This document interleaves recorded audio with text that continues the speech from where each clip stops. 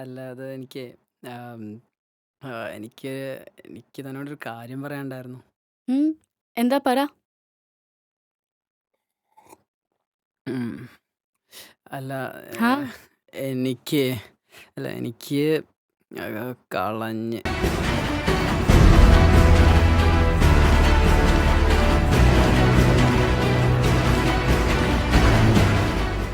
മോളെ വീട്ടിലെത്തിയോ?